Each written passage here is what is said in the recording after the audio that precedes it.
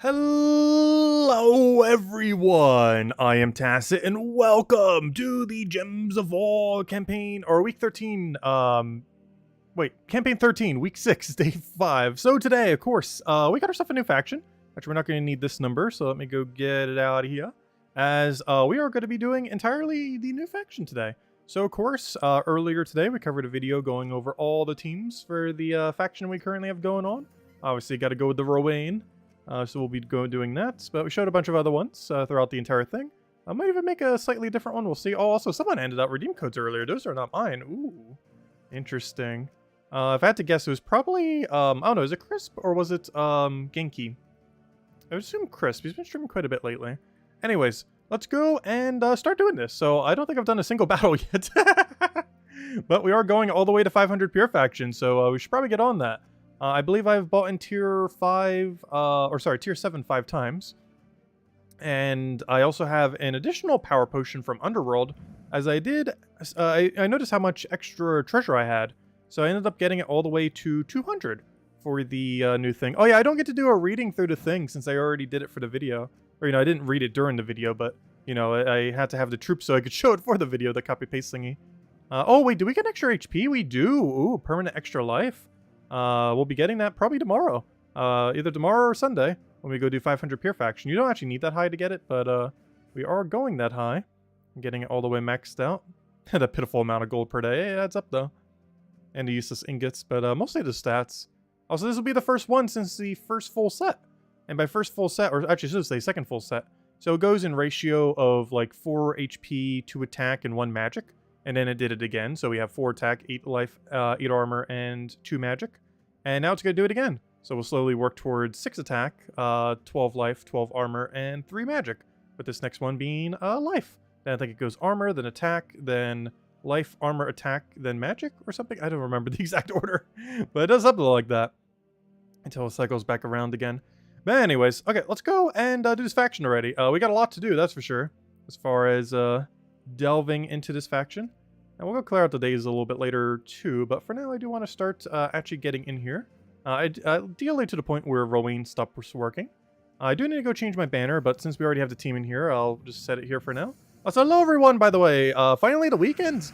Hope all you've been doing well. Hello Roman, hello Joyful Dragonfly, hello Isabel, hello Roman, hello Gimli, hello Cookie Man, hello hello Genki, hello George, hello Draco, hello Sushi Ninja.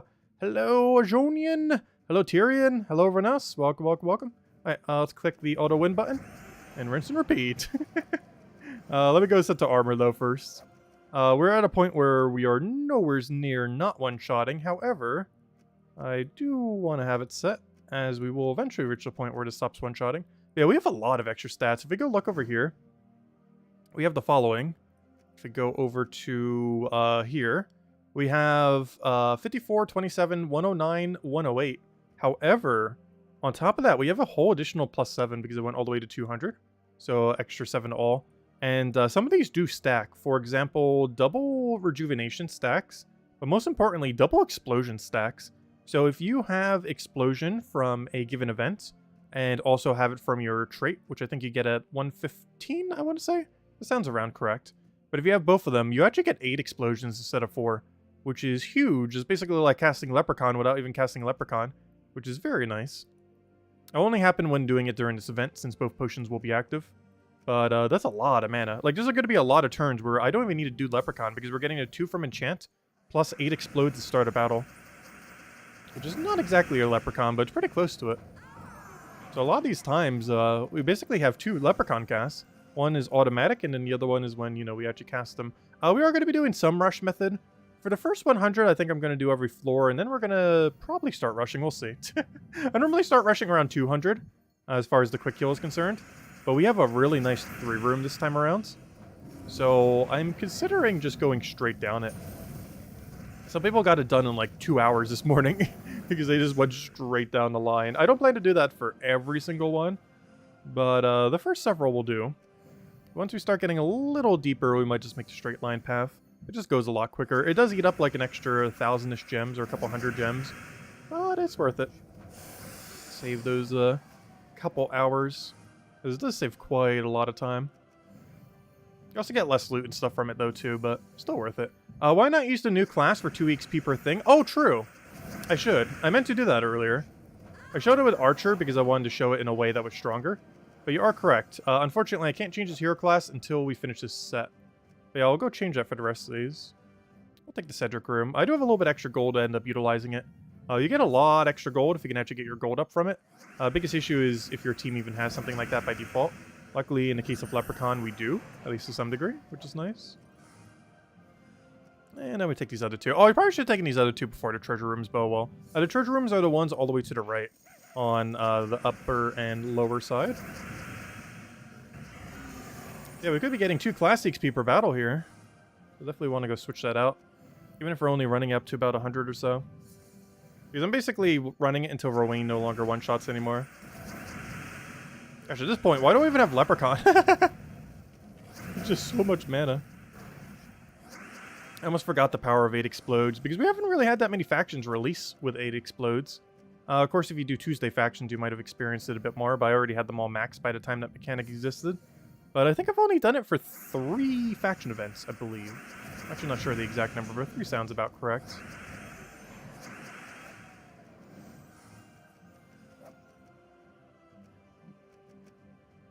There we go. Alright, now let me remember to change the class, because I wasn't able to do it midway before. But yes, we should be using Stormcaller for the free XP. Only reason I had it for Archer was to show it for the video with the a slightly better hero class. Obviously, you could replace it with anything, though. As this team really doesn't care too much what your hero class is. Oh no, the RA Explodes finally didn't do something. How could it do such a thing? Or lack of thing? Yeah, faction event, pretty much the same as always. A little bit of a weird shape, though. But overall, the pathing's pretty straightforward. If you're going for multiplier order, you take the tier 5 every single time, just going straight right. Then you take those inner rooms right before the treasure rooms. Then you take the 2 treasure rooms, and then you go straight into the final. So it should be a pretty consistent, just back and forth from the 2 sides over and over again. Where you take the middle and then just kind of evenly do both sides, chip it down. Just taking a higher multiplier each time. If you start like this, then we take these 2 inners. Then we take these 2. And then we take the 2 treasures. And then we just take the ball. So you're almost going in order. You take that first, then these 2, then these 2, then the final 2 that are both treasure rooms. And then, of course, the boss room. It's going to go like that pretty much every single time until we start doing the rush method, in which case we're just making a straight line to the exit. And I'm not sure what team I'm switching to by then. I'm trying to think of what the other one ended up showing. I know I showed the Zul'Goth build. This was last night, so I actually barely even remember. I know I showed a Zul'Goth, obviously. Oh, I think I showed Tesla. Oh, Tesla would be fun. Ooh, Tesla's tempting. I might go Tesla. It's basically Rowan, but not Rowan. It's like Rowan, but it boosts based on their armor rather than yours. Though it technically also boosts on yours, but not as much. Because generally their stats gonna get higher than you. Though, gosh, look at how high our stats are.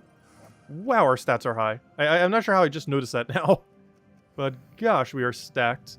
We have like 6 potion effects right now. 5 because we bought into them. 1 because the other thing. We got it to 200 faction. Plus just all the natural stats that exist within the game. That's a lot of stats.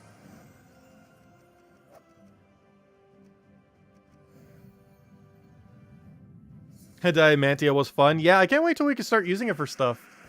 Still don't have it yet. It'll be about another week. It's next week's Thursday if we get lucky, or next week's Friday if we don't get lucky. What's a hello, Trilogy? Welcome, welcome. What's a hello, Ice Fist? Welcome as well. Hope all has been well.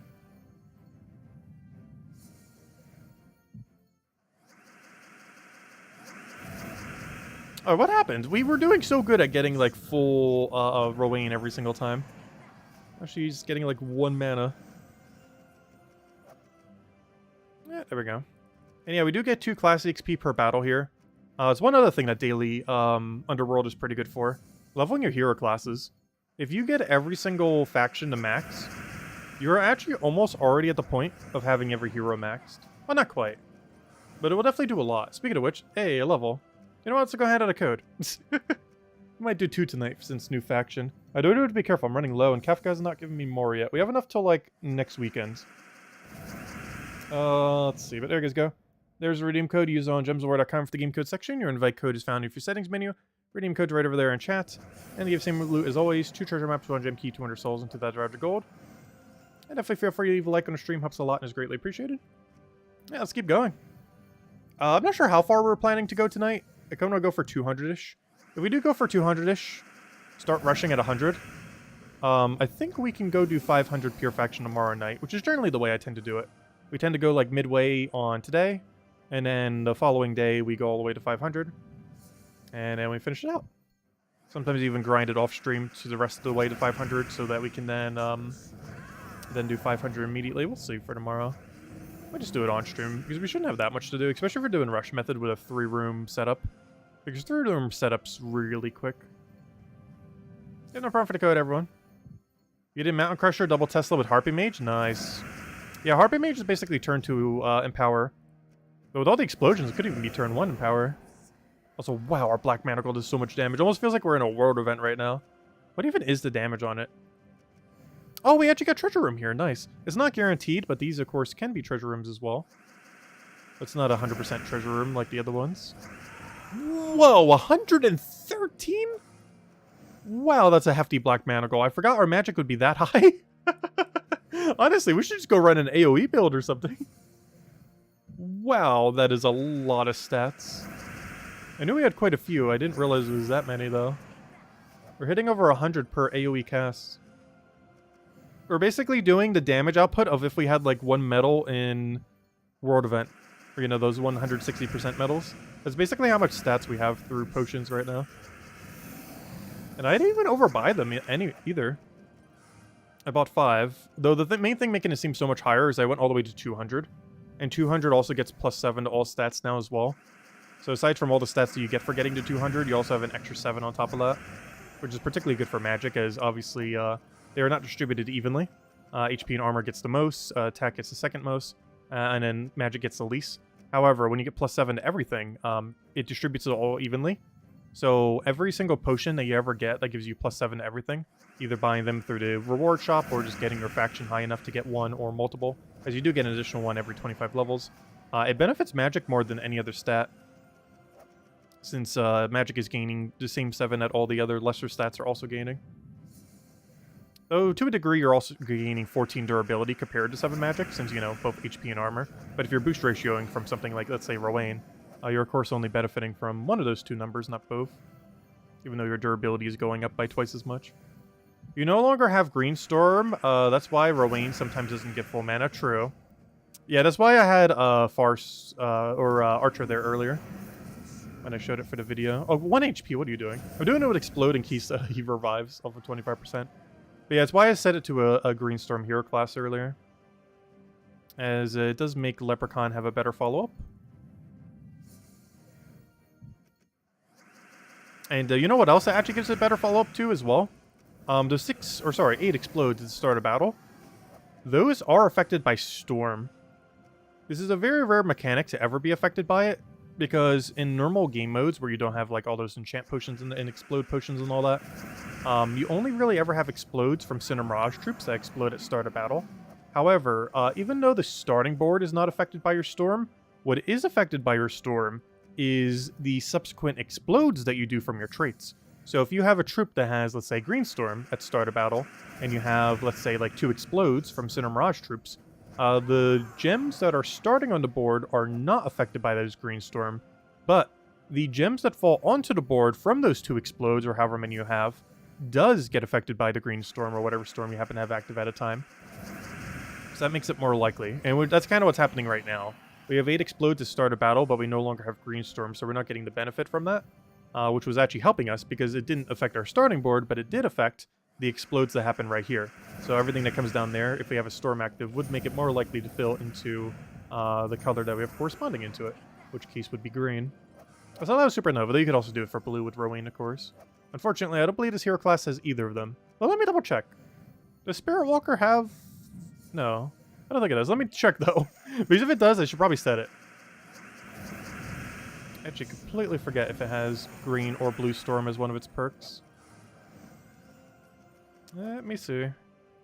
Also, one funny thing, you cannot change your class during midway through an event, or, you know, midway through a faction.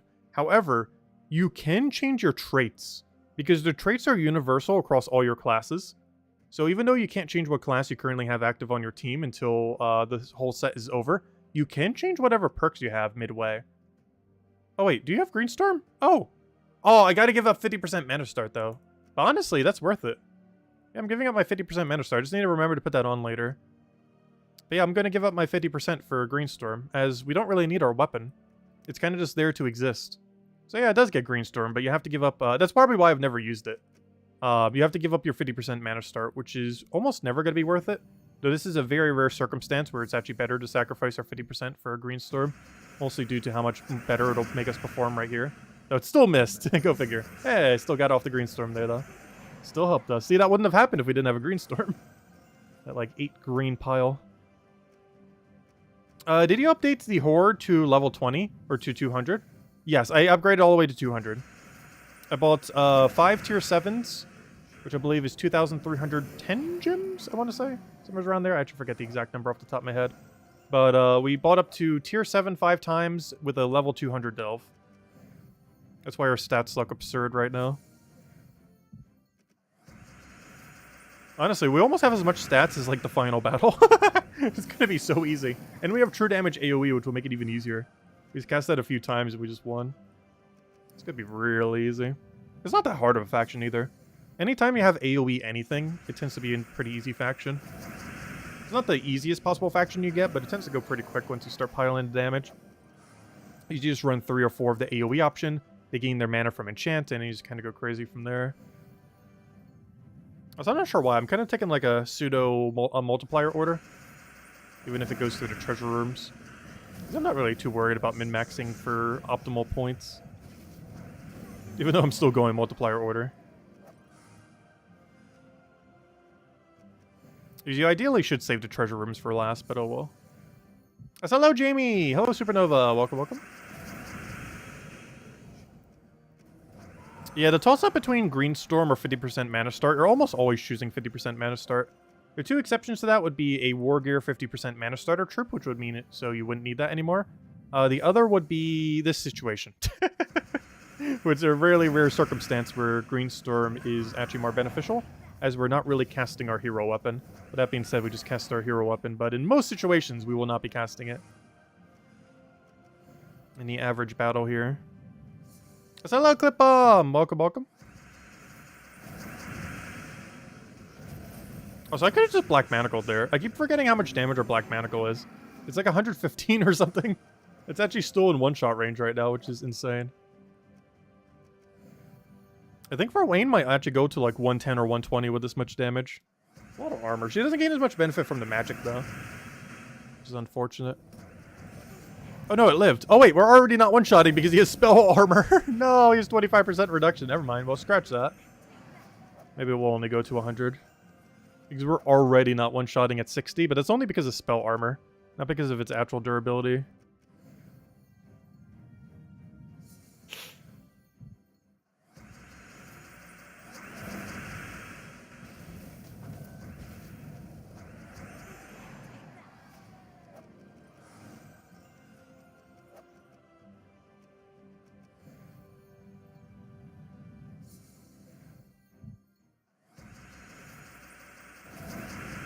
Oh, I love to see it. Rowan just instantly getting full mana. Very nice. Oh, so should be getting another class level soon. I think we were about to hit 88. We're, what, 87 right now? Oh, wait, can you not check for this menu? Oh, yeah, you have to check on the other menu. You can check for that menu. You just have to click over one. Yeah, I'm just going to keep taking multiplier order, even if we hit a treasure room. It's just easier for my brain to just click on bigger number. Though bigger number does not mean higher multiplier always. Generally it does, but not always. There's some weird rooms that have super high multipliers that are lower rarity.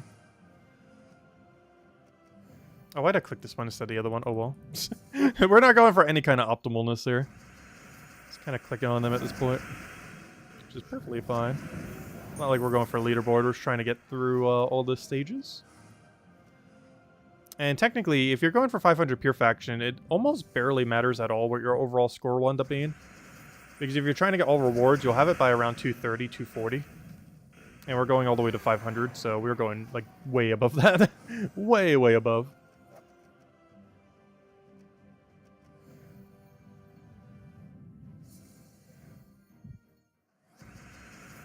We fell to 23rd on the faction leaderboards, working towards getting to the 69th spot.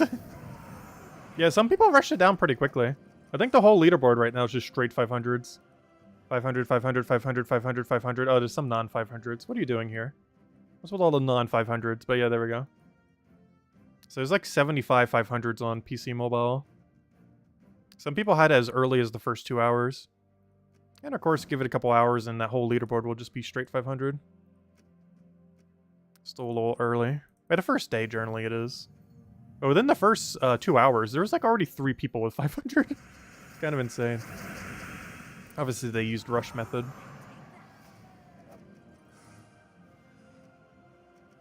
There's just no way to do it otherwise, unless you just did rush method the whole time. It'll probably take us about 2.5 to 3, because we are going to start rush methoding probably around 100. So we're doing it for most of the time, just not all the time.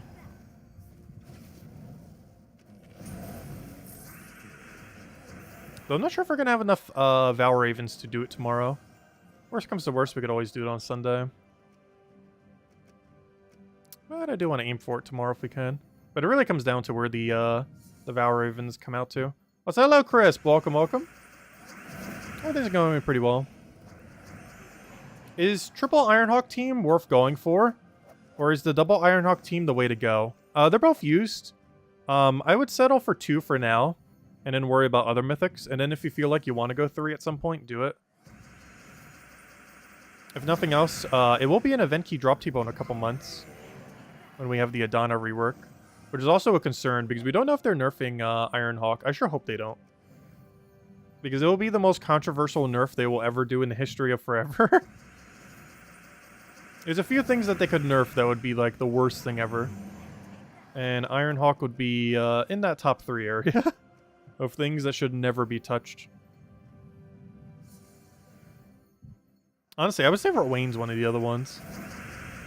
I'm actually surprised in the past that they didn't tone her down. But at this point, they just kind of have to keep her like this. It's pretty much a staple of the game at this point, how broken Rowan is. It's so useful for newer players too, because she's a free kingdom epic you get very early on in the game.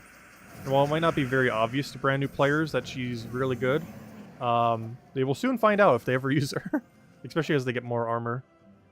Because I feel like the second you get her, she might not seem like too over the top. But once you start getting some of like those guard medals and other things to boost up her armor by a lot, it starts to go up quite substantially.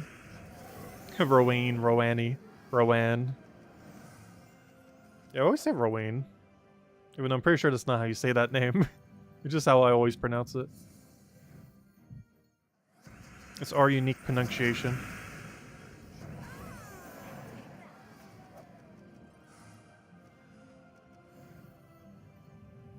Rawani. I know, I'm adding a syllable that doesn't even exist in the word.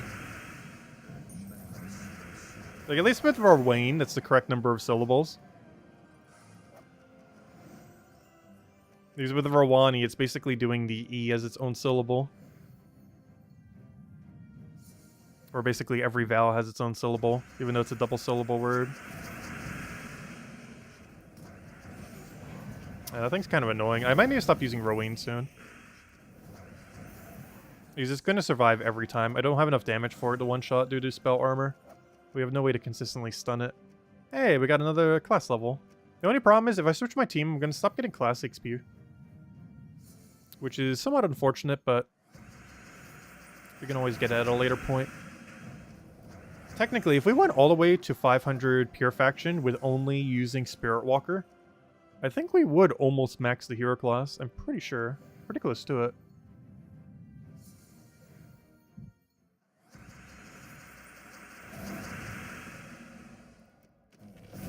Oh, is it one of the last few in the Fort cycle? Ooh. That means it's probably in like, what, 2 weeks, right? It's right around the corner. Hopefully people have been saving their diamonds. Hoarding them up into big piles for the eventual double Ironhawk purchase.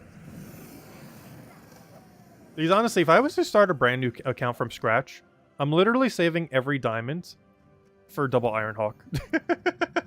Literally every last diamond. Until the moment I have 8,000 diamonds when it's in Soulforge. Which could take several months. Not just in the accumulation of diamonds, but also, you know, the Iron Hawk being available when you finally have the diamonds. But that's definitely the first thing I would do on a brand new account.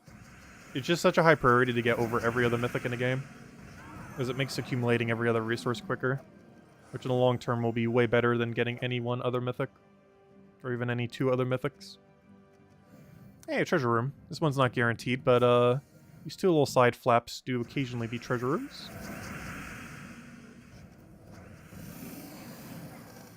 Or one of those standard rooms that just happen to occasionally have it as an option. Like, this one isn't. But it can be sometimes.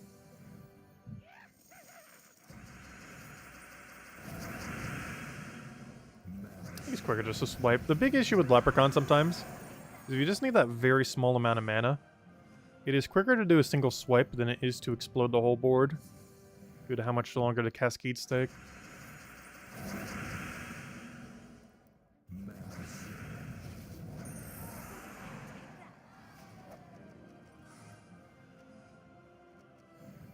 Yeah, we'll probably do one more floor with Rowan, and then after that, we're going to consider shifting our team. Oh no, I kind of like the free class XP.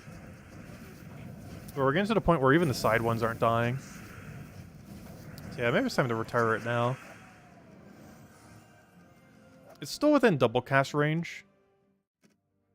But let's go try, let's go do Tesla. Tesla's basically Rowan, but different. It's just Rowan with a different name. And I can actually still keep pure armor, oddly enough. Because there's actually something really funny about Tesla. Also, I think we might start doing Rush Method here. Oh, I just realized something! I can use any hero class! Wait! There we go. Nice, I can still do it. Because I don't need to ever use Urskia's Shield. I do have to be careful that hero doesn't die now. Because Spirit Walker is not particularly tanky. Yeah, that doesn't have much. It's spell tanky, it's just not tanky. But I need it to be skull tanky. But anyways, we're going to run it like this. We might eventually need to change our hero class to something tankier once we get deep enough. Honestly, we have so much stats it might not even matter. Okay, so basically what we do here is cast Tesla, then win. And then rinse repeat.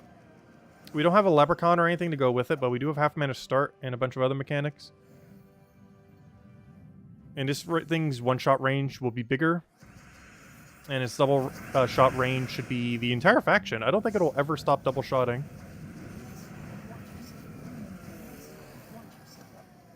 And what's nice is the skills on the enemies too. So as they keep going higher, so does our damage. And with how high our stats already are, pretty much gonna be good to go. And this won't fall off at all. They could have 1,000 stats and this team still wouldn't fall off. Oh, there's one thing we have to worry about, though, that I didn't fully put into consideration. Though the other team also has the same issue. We don't have Anti-Submerge. I don't have Dispel on this team. Because I'm running a hero class that doesn't have it because we're trying to give it class XP. Otherwise, we could switch to a Dispel hero class if we wanted to. Because this isn't as big of an issue with a Mirage Queen. Because you could just 4 times curse them. So you already have a solution. It's called just hitting the 4 times curse. But you can't quite do the same with this, since we don't have a 4 times curse option available.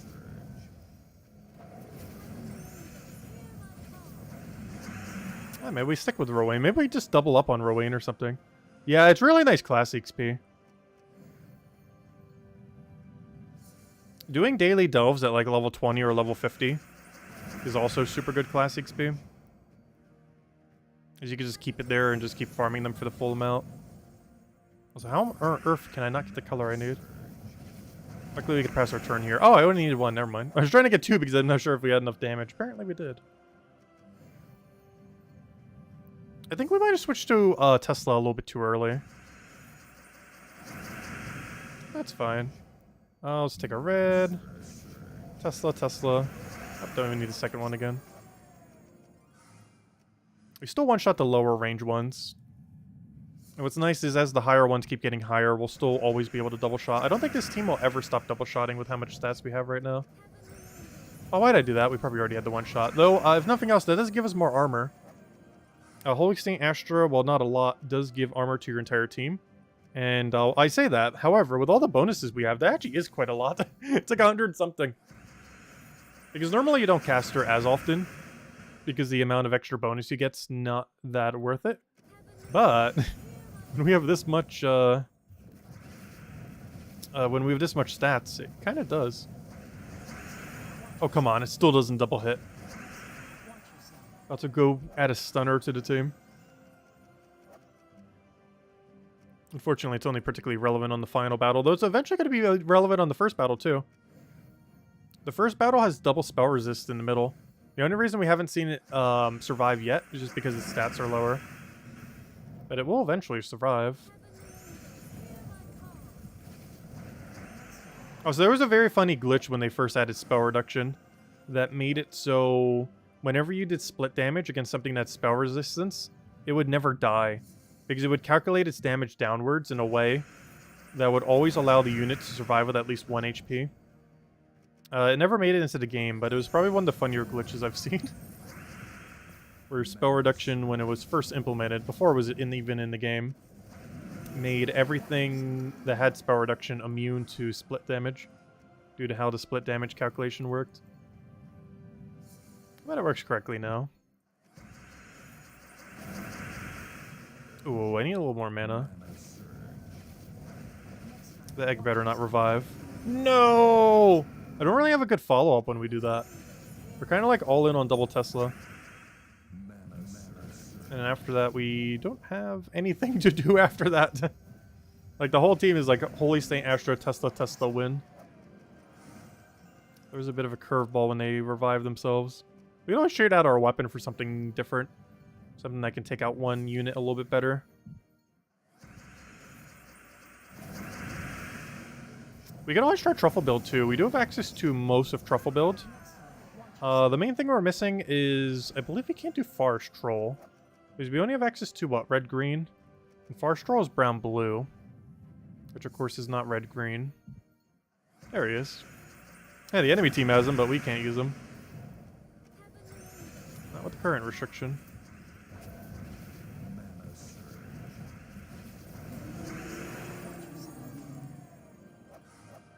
Oh yeah, we could do Marilith. I really don't want to replace out Holy Saint Astra. Or Hero. But yeah, we could replace out Holy Saint Astra for Marilith. It might actually come out to be better mana than 50% mana start. Because I actually don't want to ditch my hero. I want the free classic XP. It's actually a great opportunity to get free classic XP for a hero at a decent pace. Yeah, alternatively, we can replace out our hero for Marilith as well. But it's one of the few situations where I actually do want to keep my hero here.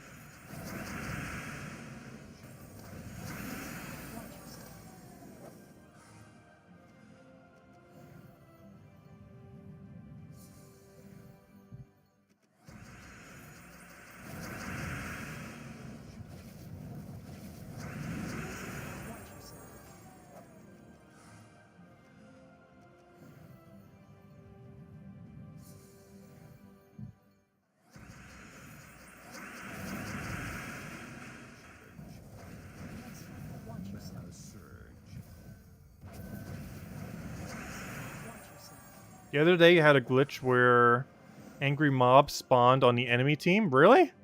I don't think I've ever seen that before in all the years of using angry mob. And it almost killed you too. What platform were you playing on? Because I've actually never seen that. And we've used them quite a lot over the years. Oh no, is this the first battle? The first battle's already surviving. Is a spell reduction. Because even though Tesla doesn't use magic, her ability is considered spell damage. So this is bad when it comes to spell reduction, as it still gets reduced. However, it is absurdly broken with spell amplification, as it does get boosted by things like Fairy Fire and, most notably, World Event, when you have those extra bonus gems, or not bonus gems, whatever you call them, the bonus tokens. They give 160% each. She becomes super broken with those, as her ability was never meant to scale that high. Which is one of the reasons why she has no magic to begin with, or, you know, no magic scaling. But magic scaling and spell scaling are actually two different things. She has no magic scaling, which is why she's not getting any extra damage from her 101 magic or whatever it is. But she does have spell scaling, So Fairy Fire still works. Spell amplification of any kind still works, like off those medals, only in World Event, and stuff like that. And of course, you also boost ratios from armor.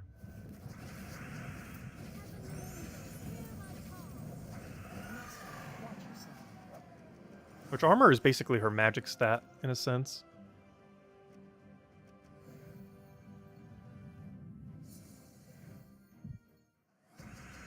Yeah, there's definitely been some weird glitches in this game over the years. I think one of the other funny ones was back when Great Maul used to have the ability that Krog the Dread has. It used to be 15% instead of 5, then it got nerfed to 10, then it got nerfed so hard it was reduced to 5% and moved to a different troop, in that they moved it to Krog the Dread. But basically, there was a glitch with it at one point, where if you skull spam just a gigantic pile of skulls, the game would glitch out and roll multiple of your trait over and over again, and you could 4 times devour the entire enemy team with one single horde of skulls. Like, you just get 20 or 30 skulls connected together, which wasn't too hard at the time with something like Bone Dragon, that used to spawn way more skulls than it currently does. And then you would just instantly wipe an entire team sometimes if it triggered enough of those percents. They have since then, several years ago, added a limit to how many times a final trait on any troop can trigger to once per instance, so that it can never happen again, something like that. But for the duration that it lasted, it was so broken. It was so broken, cash troops couldn't even be used at the time. The whole meta was skull only, just because of how strong skulls was compared to casting. There are actually a couple points in the game that were like that. There's never been a point in the game where skulls were completely irrelevant, though there have been times where it's been slightly less so. But there have been times when spell casting has been irrelevant, where skulls were just so much stronger that there was no point in doing anything other than skull spam, because the spell damage just didn't keep up. Right now, I'd say the game is at a nice mix. If anything, I feel like spell damage is actually used more often than skull damage these days, at least way later in the game. And there was a point where it was pretty much the exact inverse. But I'd say it's in a pretty healthy state right now. And what's kind of funny is one of the better troops in the entire game, Diamantia, it kind of uses both.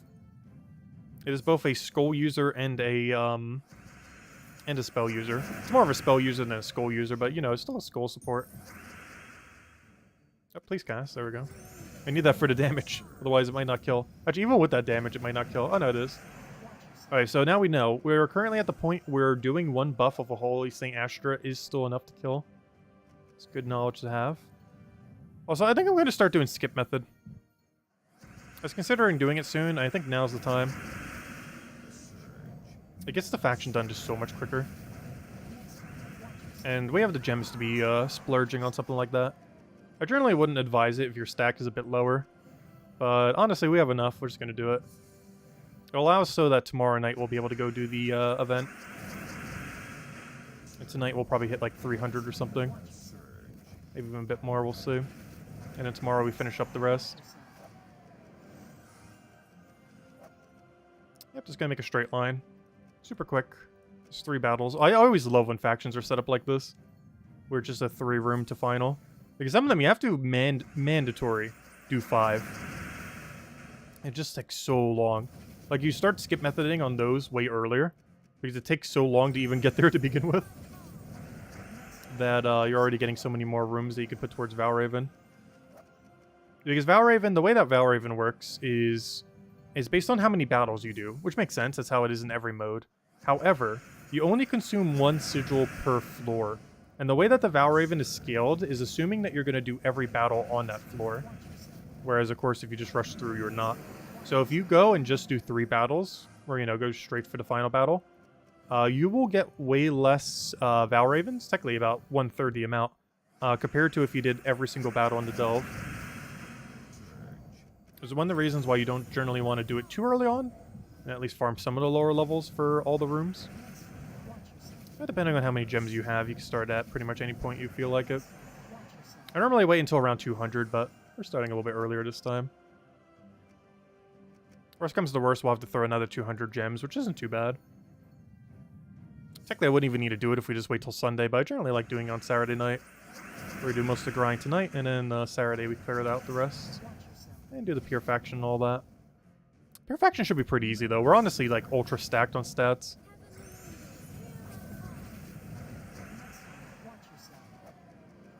Not to mention the new potion effects, with some of them doubling up, makes it even easier. Like 8 explode to start a battle, double regen, stuff like that. Not all of them stack. One that's actually really weird that doesn't stack is, I don't believe the 25% score reduction stacks, if I'm not mistaken. Like, if we go check our perks, I believe it only shows it once. So you can kind of see it here. Let's see. Wait, can we? Yeah, so you can see that has ×2. So Potion of Explosion ×2. Potion of Rejuvenation ×2. So it is triggering the regen twice over. It is triggering the, I did point at the wrong one. It's triggering the explosion twice over. It's triggering the rejuvenation twice over. But, and some of them that you obviously wouldn't stack don't. Like, for example, you can't double bless, you can't double shield. That's impossible. But one thing that you can double up on that doesn't actually work is Potion of Armor. Even if you have 2 Potions of Armor, it only gives you the effect of 1. Even though this is an effect that stacks within the game, it does not stack the Potion effect. The only 2 that technically do is Explosion and Rejuvenation, with Explosion being the extremely relevant one of the 2. Because Rejuvenation does barely anything. I think it's like an extra 3 heal per turn, 6 total if you have 2. But you know, that's not bad, but it's not good. It is nowhere near good. Hey, level 89. I remember when we got a lot of our levels from doing factions. Because we were doing, of course, the faction grind to get them all maxed around the same time we were doing the last of the class grind. So we ended up getting a lot of our last XP, and it's kind of nostalgic to see us gaining a hero level as a result of a delve. Because, gosh, did we do so many of those years back? But, of course, it's not something we've been able to do much lately, since it's very rare that we have a new delve and a new hero class around the same time. Though a little bit more so these days, given that, you know, whenever they add a new kingdom, they come pretty close together. If we haven't already maxed the hero class by then. Because I kind of maxed this one a little bit slower than I have quite a few of the other ones. That's mostly because it's not really that relevant to be maxed. Like, it has pretty much the same benefit at 70 as it does at 100. There's a bit more survivability at 100, but it's never going to really make or break a battle for the most part. Also, I really need to remember to set back to 50% mana start after this. Actually, wait. I need to do that now. I don't need Green Storm anymore. Wait, why did I not already do that? Wait. Hold up. Let me go do that now. Oh, also, I can do the thing I was mentioning earlier. So, notice how I currently have Green Storm active. And notice if I try going into my team right now, I can't change it. If I go here and try clicking edit, you can't edit your team. But if we look over here, you can see we have Green Storm right over here. Nature's Aura. But there actually is a way to change it. It's a leftover mechanic from when the class thing was a little bit different. But even though I can't change it in the other menu, I can change it here. Because even though classes aren't global anymore, each individual perks on your class are. So I can go change my Green Storm to 50% mana start. And guess who's going to have 50% mana start now? Because even though I can't change it in the other menu because it's locked in, this is set globally per class. It used to be globally just for, you know, one singular class. But it's still set globally per class. So now I have 50% mana start. So I could change my traits even though I can't edit my team. It's leftover mechanic from when you used to only be able to use one single hero class. Well, you can also utilize it for factions if you ever midway want to change your perks. It's very rarely useful to use, but it is a mechanic. And I assume it's a feature. It's been in the game for pretty much since classes have existed. Doesn't seem like a bug, though I never know sometimes if the bugs are bugs or if the bugs are features. But whatever it is, it works. It's very rarely useful, though. But it was right there. I forgot to take off Green Storm. What level did you level this faction to? 200. If you're wondering why our stats are so stacked. we did a little overkill, but it's mostly because we're mostly doing rush method. I did it more so for the sigils than I did for the stats. It's honestly, we don't even need most of those stats, but I had enough treasure laying around. I was like, I might as well do it to 200. I was going to do like the standard 155 or something similar. But I just had so much treasure from not using them for so long that I figured we splurge on this one, because why not? Nothing else that gets the faction done like maybe 10-15 minutes quicker than if we didn't have the stats. It's not that big a deal. It does save a little bit of time. And if we already have the treasure for it, might as well.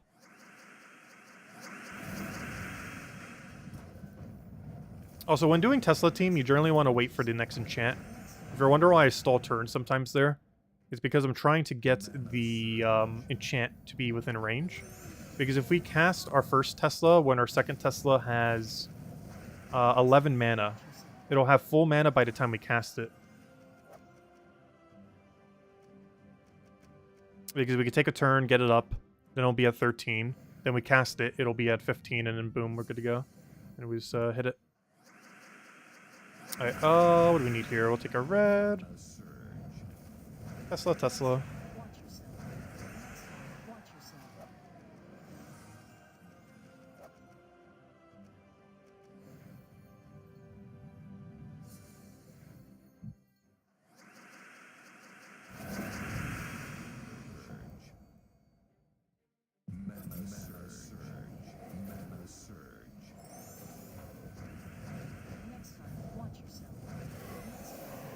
So you gotta be careful with those battles that have mana drain.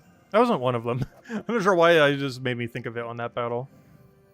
That's still a factor. There are some things down here that do have the mana drain. Though one mechanic we don't have to deal with as much. There's not that much freeze down here. There's very little freeze in Underworld. At least compared to how much normal players set freeze on their team. No! Wow, really? Oh, I might need to change out Urskia's shield for damage. How on earth are you alive? Alright, this might call for an actual weapon. How about like Black Manacle or something? Ideally a true damage option. Oh, you know what's a fun one? This is a money-locked weapon. I haven't used it in a very long time. But with how much stats I have, I kind of do. But just for the fun of it, what's it called? Crescendo. I have not used Crescendo in... Gosh, this is ultra old meta. We are talking like old meta. This weapon was nerfed like twice, I believe. Which they basically nerfed it out of relevance. But there is one really interesting thing this weapon can still do. It's one of the few and only money weapons that's not useless. But we got it for free back in the day. But basically what it does is it does true damage to all enemies at quite a bit of a reduced rate. I think it's like 1/3 your magic or half your magic or something. Yeah, it's like half your magic plus 3 or somewhere around there. But it auto extra turns if you get a kill with it. So if you're doing a true damage team and you can just clip the kill just ever so barely, it works really well for that. And one thing that we can actually do for that, there's a couple things we could do. Of course, with a true damage AoE as follow-up. But one of the bigger ones is we could do Tesla, then do Crescendo, then do Tesla to kill the resummon. Assuming it does so.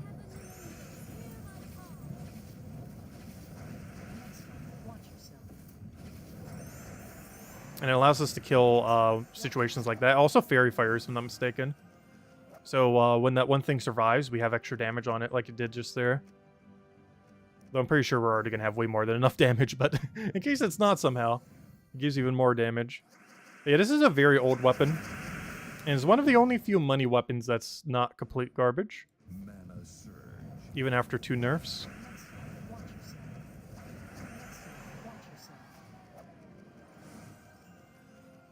It at one point did based on full magic. Which is as broken as it sounds. I can't remember what the other nerf was. I think it was a mana cost increase. Because I think it might have been closer to like 12 or 14 initially. And then they raised it slightly.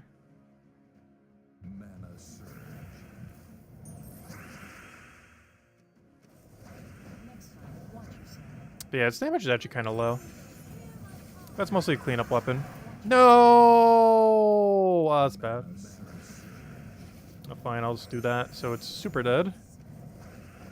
Not only all the Tesla damage concentrated on one unit, but Fairy Fire does increase, as I was mentioning earlier, Tesla's damage. It will still amplify it by 50%, even though it doesn't use magic.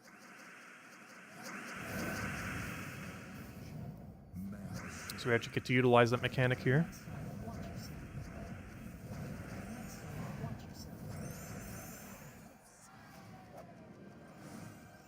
Yeah, this is a weapon I would never show in a video.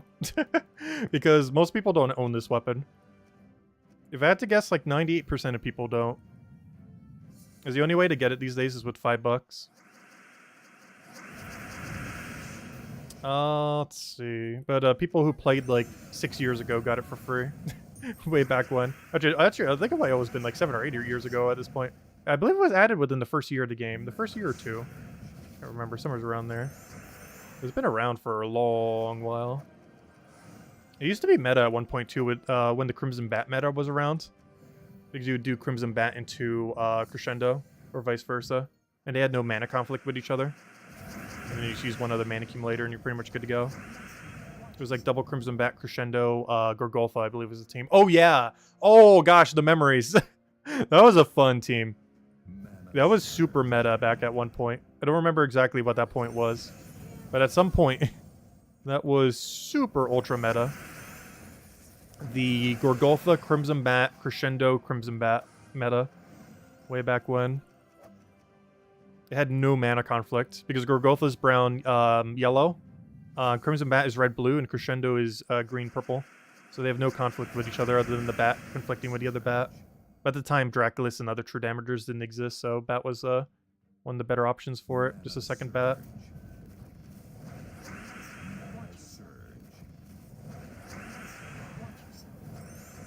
That's a really old meta team. Almost forgot about that, gosh.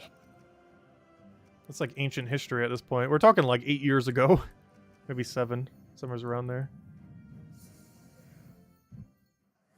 It would still work to this day. It just isn't particularly good or quick. To a degree, I'm kind of using the same team right now.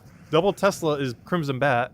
Gorgolfa, I guess, is Holy Saint Astra, though we could just use a, destroy troop there. And obviously Crescendo is still playing the role of Crescendo.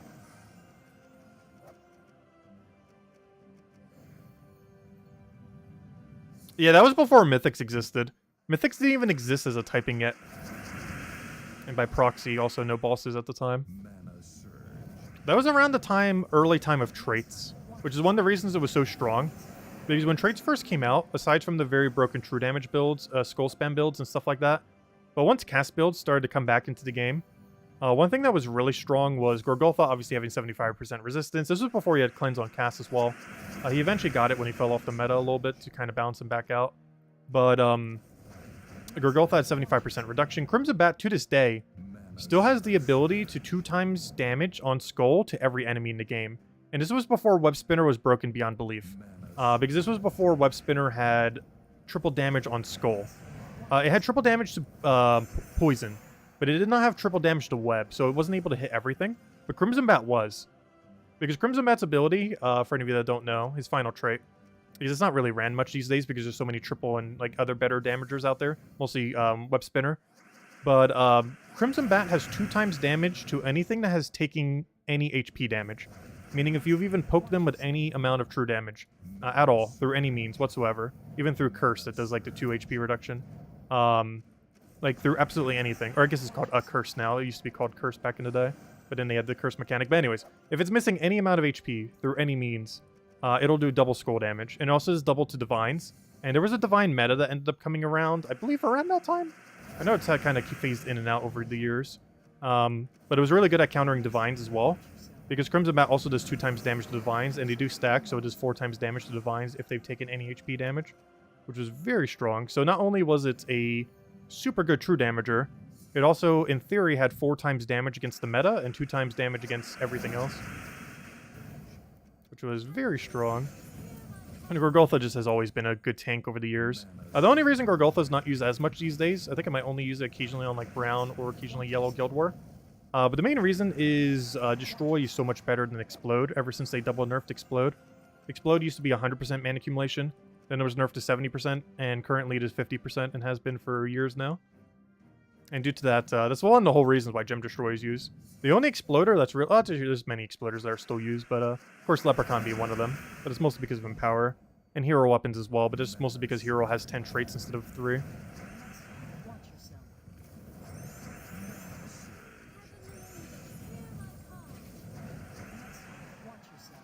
And of course, Hero also has a very wide range of weapons, more so than anything in the game.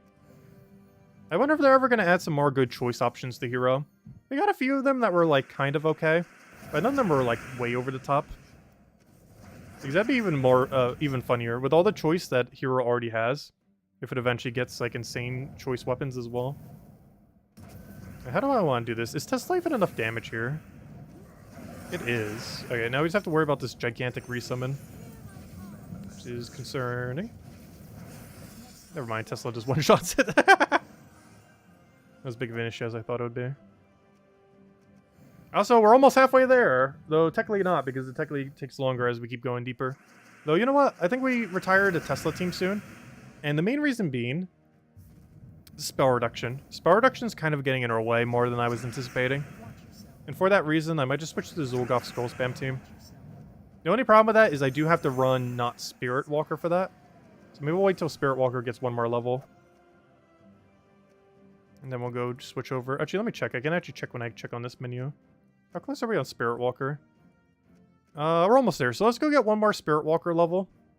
And then once we do, I think we switch to Zul'Goth build. And just run that the rest of the time from like 300 onwards. Or at whatever point we gain the level.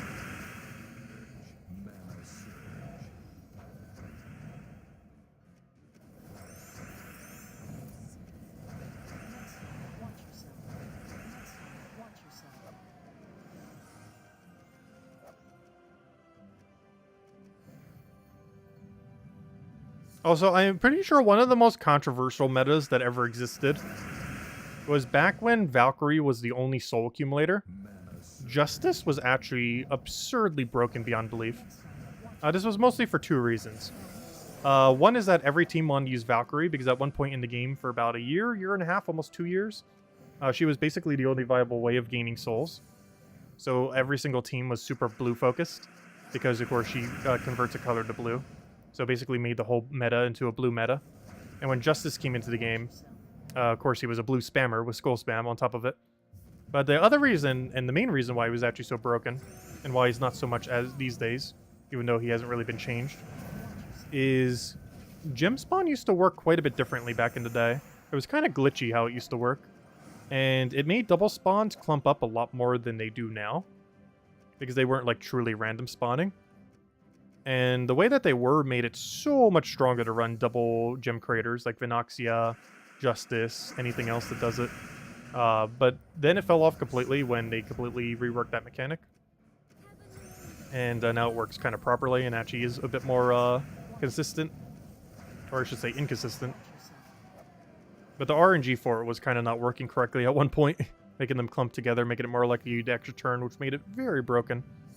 The other thing that's weird about it, and the same reason why Blue Imp is so good, even though it's not really ran much these days, but both Blue Imp and Justice have a weird mechanic where they're part of a group of troops, but for whatever reason, their boost ratio is the same, despite them doing more. So in the case of Blue Imp, all the other imps are physical damage and gain 8 magic whenever they take their color, but the Blue Imp also gains 8 magic, but is true damage. So it's gaining basically double the value for every single time you take a blue gem compared to the other ones, since it's doing true damage rather than physical, but still has the same boost ratio.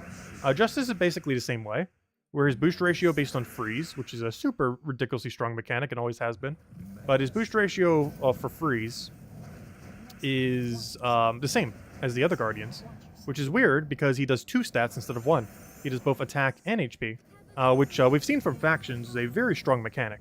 Any faction that has both attack gain and life gain simultaneously, or, you know, life or armor, doesn't matter which, so life tends to be a little bit better, but if it has any durability gain plus an offensive gain, it tends to be very, very broken, since you could just keep tanking up while also increasing its damage to one-shot range.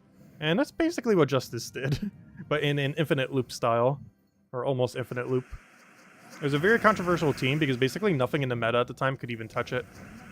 I think a lot of people ended up quitting around that time. It was also around the time they did the big graphical overhaul that was also very controversial. Like, Justice being broken beyond belief, plus the visual overhaul was like the main 2 things at the time. I still kind of like the visual style of how it used to be. But it's a lot simpler now, the style that they have now. Both for the good and for the bad. Because they made the game look a lot more generic. But it's also, like, easier on the eyes compared to before. Whereas a lot more stylized before. Like, all the troop art and everything's still the same, but a lot of the interface was completely overhauled back then. For a lot more of a streamlined look. Let's see, we'll take that one over. Could something get full mana? I would like to cast. There we go, so we go for Tesla. Go for Tesla. Shendo. And if you're somehow still not dead, we gain an extra turn. Actually, no, we only would if you got a kill, but we did indeed kill it. Yeah, I think around 300 we shift over. Actually, I think we get it this set. Let me double check. How many bout? Oh, no, we're only doing 3. I forgot. 3 is only 60 XP. So I'd have to do 3 more sets then. Because 18 would push it over. Since I need 16 more. Or was I looking at that wrong? Never mind. I have no clue. We'll just keep going until we get a level, and then we'll switch to Zul'Goth the rest of the time, I think. Do a mix of pretty much every team we showed. The only one I think I didn't use was the Queen Titania, but we're already way past that point. Good old Yagway Queen Titania. I think I showed it as a Queen Titania with a bunch of other mana accumulators, though. Because Yagway doesn't really help you much since only it's 2. At that point, you almost be better off double Queen Titaniaing. Kind of like how we're doing double Tesla right now. Or you could even do double Rowan for the, if you don't have other options. Right, you need to go get full mana. Are they ever going to do something with the Apocalypse non-kingdom? Yeah, there are several non-kingdom kingdoms in the game. They've had plans for it over the years, but have still not done anything with it. They probably will at some point. And whenever they do, they'll probably do it for all of them at once, I would assume. As it currently stands, yeah, I have no clue. Yeah, we have several kingdoms that aren't kingdoms. We have Primal, we have Guardians, we have Apocalypse, we have... I feel like I'm forgetting one. I'm definitely forgetting one, but there are several categories. Oh yeah, I'm forgetting, there's Vault as well. All the Vault troops. Actually, that one has like, that's... Honestly, the Vault has enough kingdoms, or enough troop, to be its own kingdom. It already has enough, unlike the other ones that are a little bit lower on in that regard. But, there are actually enough troops within the Vault Kingdom to make it its own kingdom. Because I believe they have almost 15. Like, they have more than the currently existing Volpacia Kingdom. Let me go check. How many Vault troops are there? It might be under T because it's the Vault. Yeah, there it is. 8. 16. Wow. 22.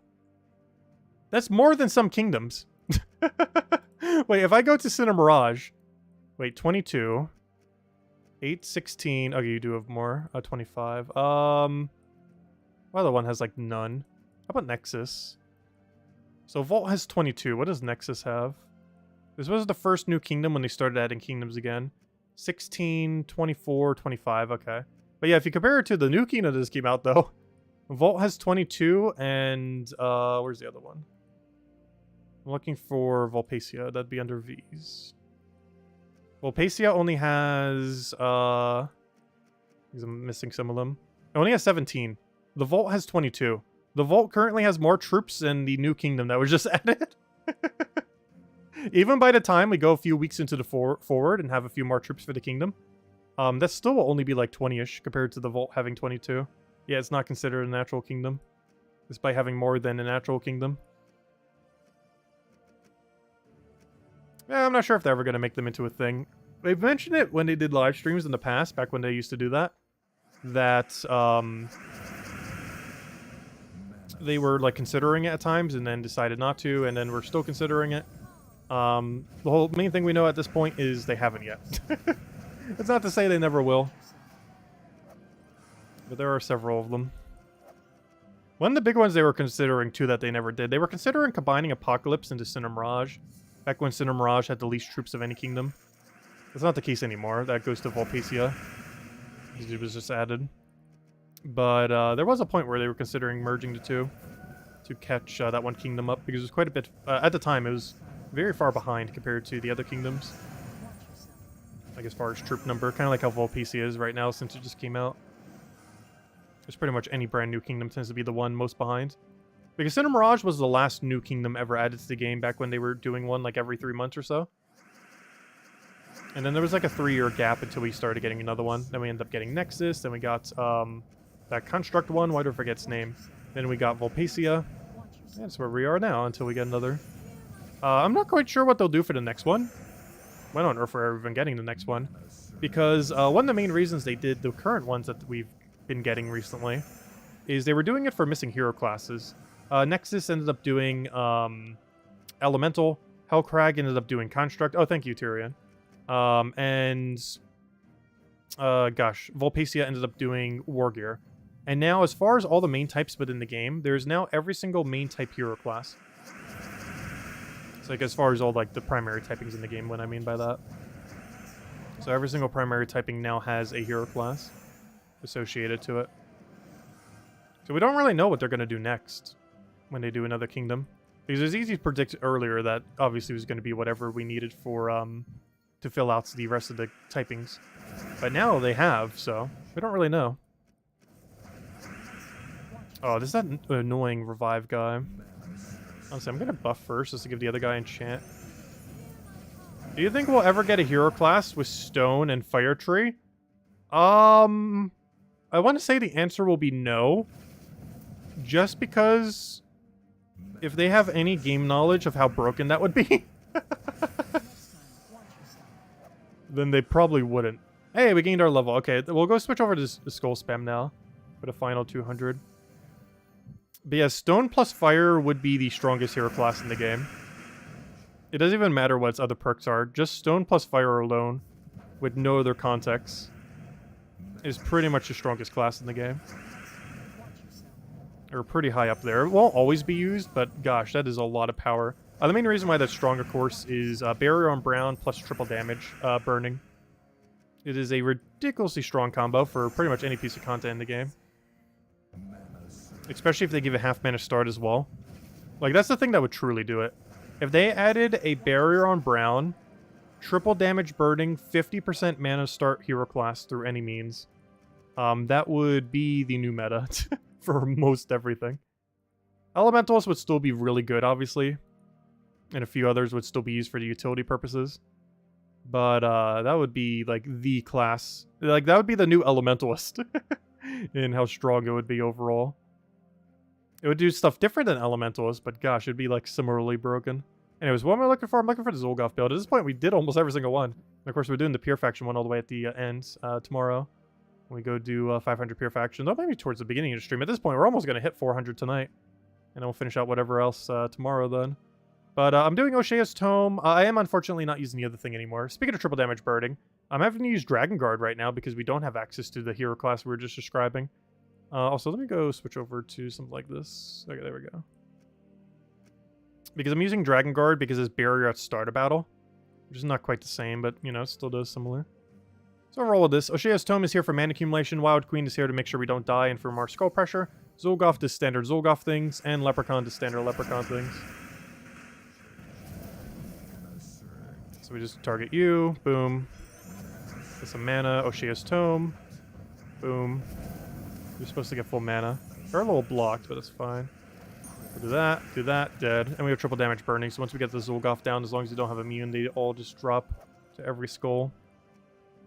And we have barrier at start of battle. Unfortunately, we don't get barrier every brown.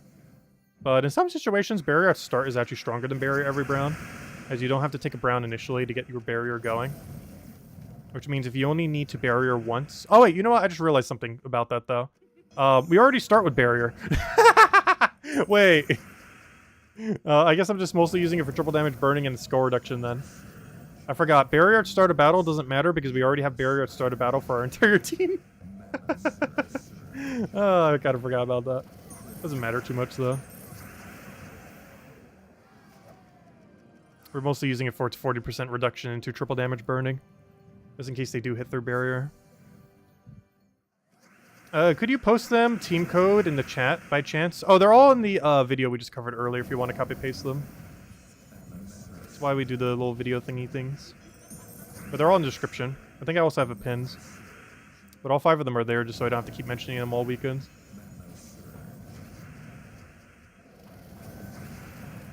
Posted it earlier this morning. Yeah, all 5 of them are there, and I've done all of them except for 2. The Pure Faction, which we're obviously not doing until 500, and the Tesla team, which I personally just didn't bother doing. It's still good, I just didn't bother doing it at the lower range. We wanted to go all in on Rowan.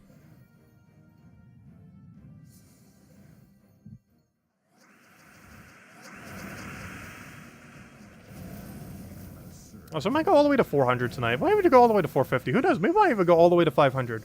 Though I'm not going to do 500, though. It's going to be a little bit of a tease if I go that far, so maybe 450.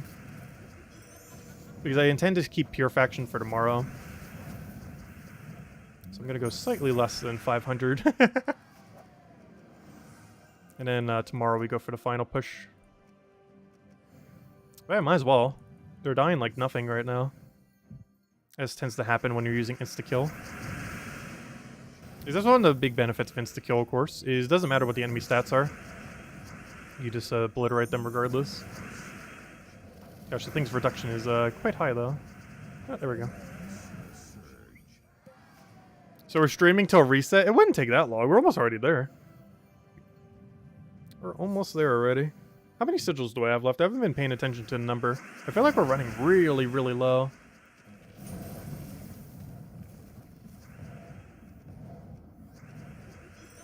Oh, that's a big miss. This is why I stopped using her in Guild War.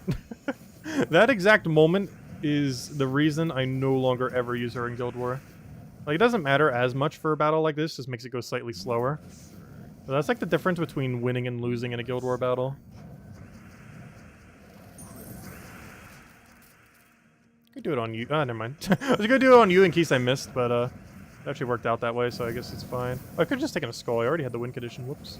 Oh, now I gotta take 2 skulls because he summoned. Oh, come on. Oh, wait, does the enemy actually choose correctly? I didn't even think about that. Has anyone been noticing that at all? Because I haven't been monitoring, like, the AI's choice mechanic decisions.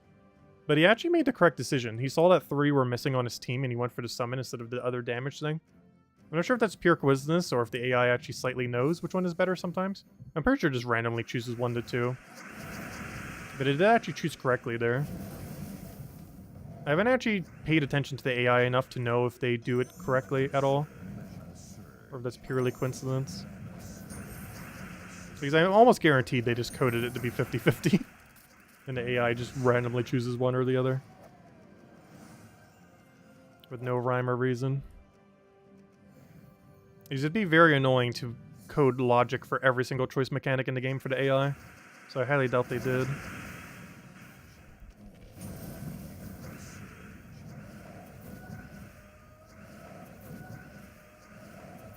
Please stop infiniting us, thank you.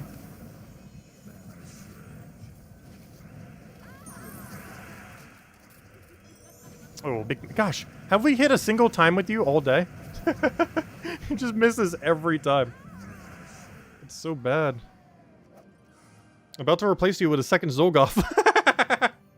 Imagine considering it. Just running double Zul'Goth instead. One of our few situations with double Zul'Goth. I'm honestly about to. I'm really strongly considering it.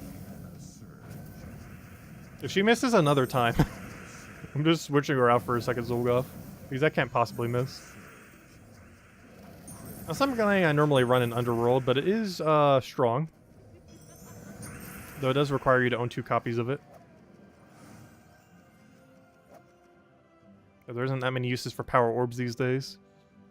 At this rate, we might just use all of our sigils. Because I don't think all of our sigils currently reaches 500. Which is actually a good thing, because I don't actually want to go all the way to 500 yet. So we might just use all of our sigil and just go there. And however far that brings us is how far we go tonight. Because it should be like 450, 470. Like somewhere's right below 500.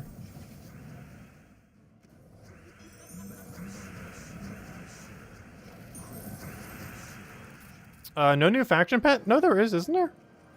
In all fairness, I haven't actually looked at it yet. But no, there should be one. Faction rewards. Oh! Oh? Oh! Where's the faction pet? Wait! You're right. Where's the faction pet? Did they forget the pet? There's a distinct lack of pet down there. Interesting, I didn't even notice that earlier. Oh no! Hopefully it'll fix that later. Also, hopefully everyone who has the rank retroactively gets it, because I'm probably going to have 2,500 before that gets fixed. As well as a lot of people. If it doesn't get fixed till like Monday or Tuesday next week. Yeah, there's no faction pet. I'll probably do some kind of compensation mail later. Oh, also, you always want to Zul'Goth the Bone Dragon. Bone Dragon is actually, the only mechanic in the game that actually preemptively does its freeze before the check. So if you extra turn Skull onto a Bone Dragon, you will lose your turn. It is the only freeze in the game that actually checks before, like, as you're doing the action. Like, as you're sculling it to get frozen with an extra turn, it freezes you before it checks for the extra turn you just did to kill it with. Which will result in you losing your turn unless you extra turn through another mean through the cascade. It is the only troop currently in the entire game that does it. Even something like that one Frozen Phoenix thing when it dies doesn't even do it that way. Only Bone Dragon currently. It's one of the reasons he used to be really meta too, combined with his overly broken skull spam that got nerfed into the ground a while back. But he is still very good for his final trait, as it's the only trait in the game that functions that way. Out of every freeze, it is the only freeze that can midway stop someone's turn, even if they extra turn. Because most other freezes take place after the check, not before. But it takes place before the check. Which makes it a really good anti-skull spam troop. So in like a battle like this, you always want to aim for a Bone Dragon first. As it's by far the biggest threat when running a skull spam team. Honestly, I'm about to just put a Zul'Goth there. I am about to just put a Zul'Goth there. Just double Zul'Goth every single one of these. Like, when she works, it feels good, but gosh, does she miss too much. As soon as we finish out this floor, I'm switching to double Zul'Goth. Am I doing my dailies? Yes, I'm finishing my dailies once I run out of sigils. We're doing that after, after this. Alright, let's go adjust this team to double Zul'Goth, because why not? Actually, I'll take the skull. Oh, I was considering taking the other thing, but we'll go down this route. Hope she doesn't miss. Nope, she missed. Because it's not going to be that blocked due to enchant and everything. So it shouldn't be that bad.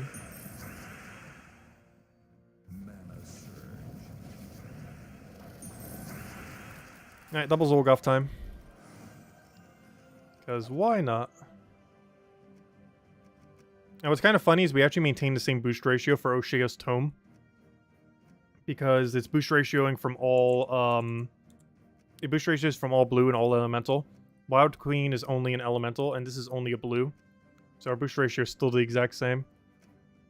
Since we are running it this way, I guess we'll run blue-red. Actually, what am I missing now? I'm missing just brown. Let me find a good brown. Minus brown. There we go. Perfect. Let's roll with that. Alright, there we go. Double Zul'Goth.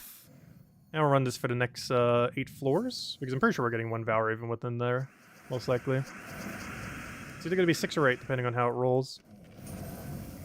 And now we go for O'Shea's Tome. Try to get all that red and purple we can. Hopefully get lucky on the Cascade. I'm actually going to go for it again, just so we can set up double Zul'Goth for the win. And then we do that. Boom, boom, boom. And never mind, I don't even need the second one. Kind of need a slightly more mana. Yeah, there we go. Barrel almost already done with the faction. It only took, well, a little under 2 hours. Which makes sense. Some people did it in 2 hours earlier this morning. Through very similar methods of what we just did. But we're not finishing it till tomorrow night. Mostly because I won't have enough sigils. I'd have to about in a couple tiers deeper.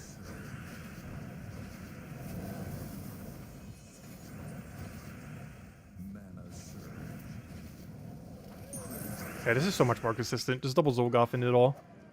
So I definitely couldn't show that for the video. Most people don't own double. Though that number should be increasing over time because there's like nothing to use power orbs on these days. Like your order is craft Zul'Goth, then Enrage Caradera, then eventually a second Zul'Goth. And then the rest of your power orbs are useless because there's no need to have double Enrage Caradera and there's nothing else that consumes power orbs. At least currently anyways. Because it's a complete waste to use power orbs to actually upgrade a troop. The only way it won't be is if they ever add fully meddling a troop onto the power orb. Which that'd be huge if they ever did. The value of a power orb will spike up like crazy if they ever do that. Because then it'll actually be worthwhile to power orb a mythic. Something you would never do in under any circumstance in the current state of the game. But one that would actually be the best value if it also included, which it currently doesn't, but if they ever made it include Gosh, what's it called? If they ever made it include the brain not functioning. My train of thought. Where do you go? Wow. My train of thought just went completely off a cliff.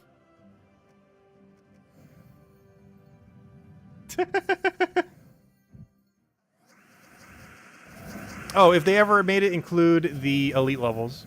Aha! I found it. Let's see. Take that one over. Oh no! I was gonna take that fracture turn, but it gave me a 5 times, so I guess it worked out. Oh, you know who I should have hit first? The guy who has revive guaranteed. Whoops. Should have done that the previous turn. I could have just scolded there. Well, I can also Zul'Goth there. There we go.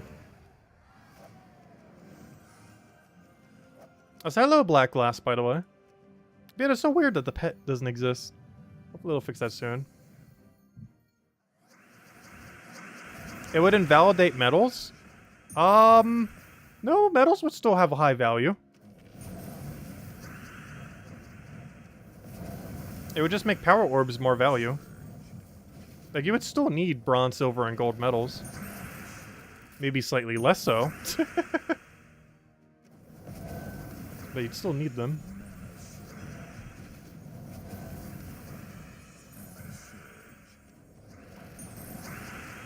There's no way you're going to power orb every mythic in the game. Or then again, actually you could. There are people that have enough. Yeah, they would never do that, actually. Or if they did, it would require... Actually, I'm not sure how they would do that. Because there would need to be an upgrade for the power orb. Like 3 power orbs get converted into this new orb or something. Like that I could see happening. Like 3 power orbs, some other resource, maybe some gems or diamonds. How about some diamonds? Because gosh, there's no endgame sync for it. But, like, they'll probably make it cost, like, some kind of soul forge material plus 3 power orbs, and the end result is, like, a new orb, and that new orb also includes the, metalling upgrade. Because they can't make it require, like, a bunch of those 3 metals. You know, the metalling upgrade material, otherwise no one would ever craft it. But if it made it 3 power orb and some other resource, like gems, diamonds, souls, whatever else they happen to do for it, then that would be worthwhile. Because 3 power orbs and some other resources that aren't already material that upgrade them, in order to get something that is material that can upgrade them, would be very strong. And that would consume enough power orbs that it wouldn't be too broken. Though it'd probably have to cost like 5 power orbs or something. It really depends what the other resources are that get sunk into it.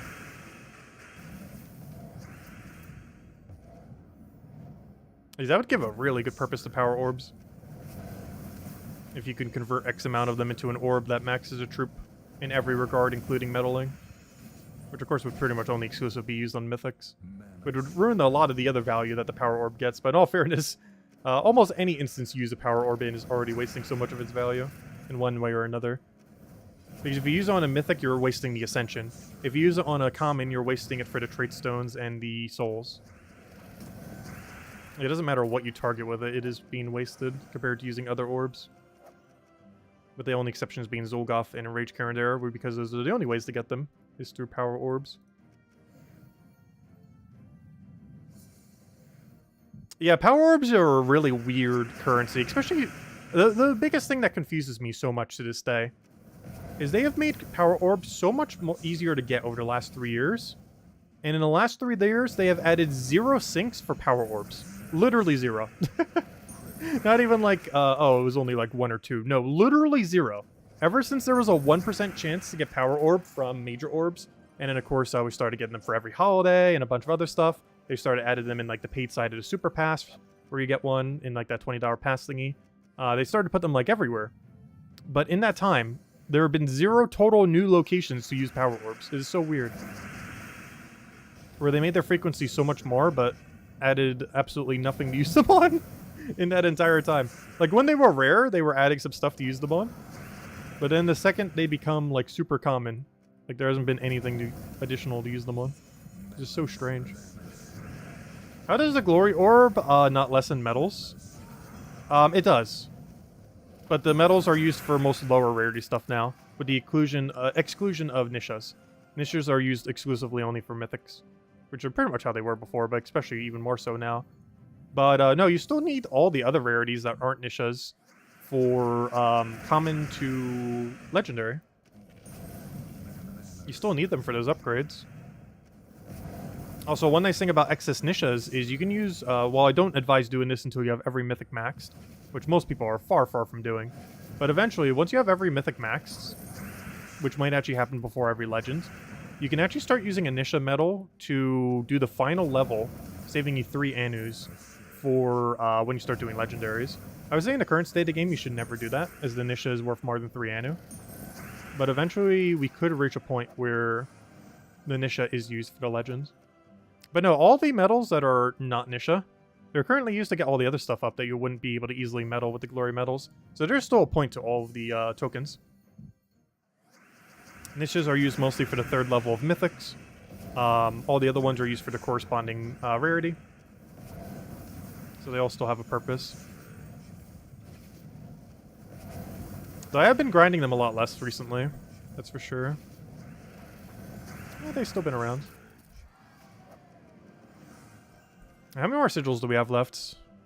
Oh, we only have 1 if we don't get one on next floor.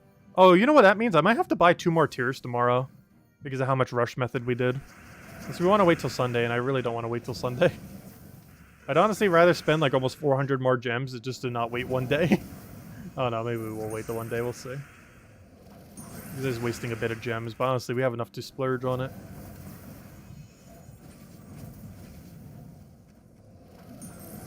I don't know, we'll see where our Valraven lands.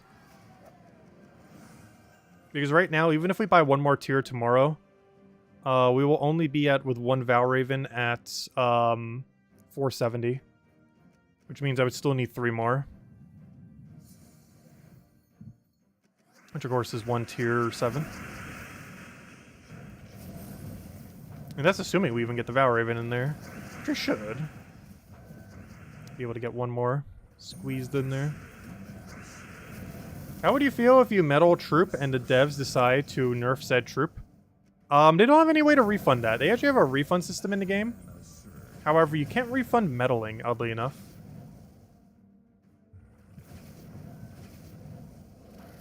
Not sure if that's something they'll ever add.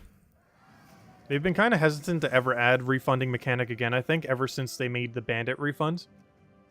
Which was super absurdly broken beyond belief. But, they basically made something capable of being maxed while also not having its final trait. And there are a lot of troops that are stronger without having some traits active. And bandit is one of them. Because the last time they had any refunds was around that time. And that was like 2020. Or late 2019, I don't remember. It was either December of 2019 or December of 2020. I always forget. But that was the last time they've ever had a troop refund. And it doesn't even refund everything. It only refunds... Like, it doesn't refund Ascension. It also doesn't refund elite levels. It only refunds souls and trait stones. Because when the mechanic was made, all those other mechanics didn't exist at the time. So it doesn't refund these other mechanics. And they haven't had a single refund troop since then. Even when they did some rebalance of things that technically made them worse. They just don't do rebalance that often either these days. At least compared to in the past.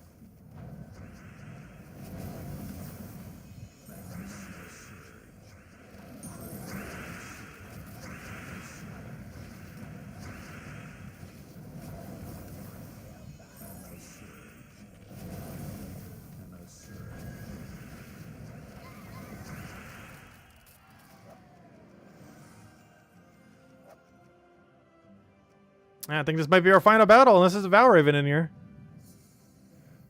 If we want to get it done tomorrow night, we might need to buy 2 tier 7s again. So that'll be 7 7s then if we do. Which I believe brings us to 2,710 gems spent, if I'm not mistaken, somewhere around there. And it would have been like another tier further if we didn't do those extra battles at the beginning. Now we'll go for O'Shea's Tome and hope we get lucky. Did we get lucky? Yes. Good enough. There we go. And he's dead. When you can't run Iron Gut Zul'Goth, solution, double Zul'Goth. I didn't want to have to do it that way. Well, it honestly works pretty good. And we end at 420. But yeah, I would have to buy 2 tiers to be able to do it tomorrow. Because we will get to 450 naturally if we get Valraven, while 470. Then with 3 battles, that'll bring us to exactly 500. But I don't know. I guess I'll buy 1 tier initially and see what happens. Because that means we'd have to do Deathless and Pure Faction simultaneously, I believe, in 1 try. Which, with how much stats we have right now, might actually be doable. So tomorrow night, we'll be finishing up the last battles. And trying to do 500 Deathless while also doing Pure Faction. So that'll be fun. Anyways, before we end, I do need to go clear out the dailies. So let me go do that. As we have several dailies I have not done. So let me go do that right now. As I haven't even touched them yet. Not a single one of them. Luckily they don't take that long. Actually, the longest one's probably going to be taking the 10 crowns. I'll just do a Dust Devil team just so it goes a little quicker. Now we're still here about 10 to 15 minutes. I know I was kind of almost saying an outro there, but we're still here. Actually, might be here the rest of this half an hour, till the hour. Not sure how long it'll take. It really comes down to how long the 10 crowns take. But we're going to do it anyways, might as well stream it. But if you guys have any other questions or anything you want me to go over to, let me know. But similar to tonight, first thing we'll do tomorrow is finish out the faction. Go all the way to 500 if we're not there already. And then go to 500 Deathless. And see if we can do both simultaneously.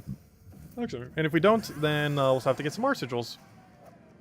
And then go and run Deathless real quick. But we're going to try to do them both at once. I think we're stacked enough on stats that we could do both Deathless and Pure Faction together. Because you can do them together. You don't have to do them individually.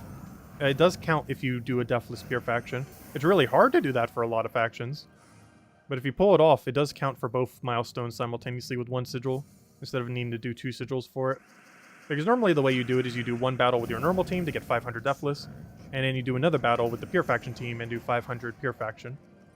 But it counts as both Pure Faction and Deathless if both conditions are met, as in using a Pure Faction team that never dies a single time. But it also means you didn't resummon. Like, something dying and resummoning does not count as Deathless. You still had a def on the battle.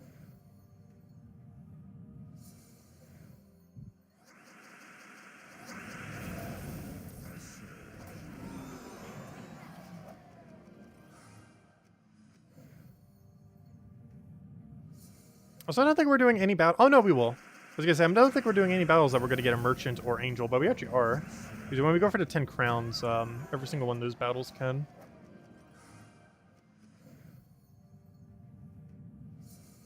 Every one of them.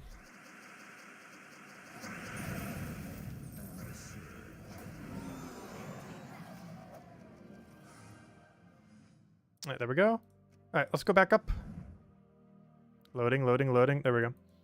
Alright, let's go do, let's see. We did that. Let's go see if we get any luck on dungeons.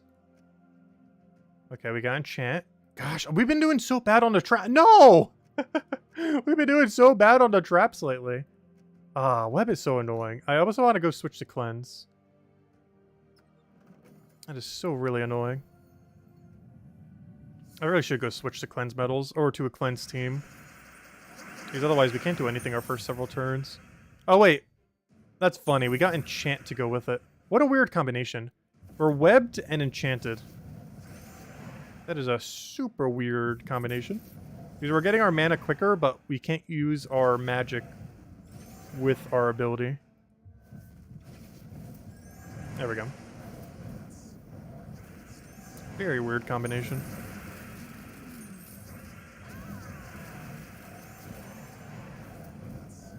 Oh, we didn't get an extra turn. And Zul'Goth him down. Honestly, at this point, it's not even worth switching it out, though. Just gonna roll with it and just hope it doesn't backfire. Just gotta wait out a few turns at the beginning. At least they're enchanted, so every turn that we're past just is free mana. We're still getting a lot of value every turn.